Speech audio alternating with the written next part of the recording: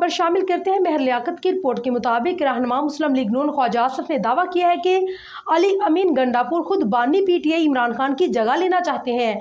उनके एस्टेब्लिशमेंट से राब्ते हैं, मगर इमरान खान समझते हैं कि ये राब्ते उनके काम आएंगे।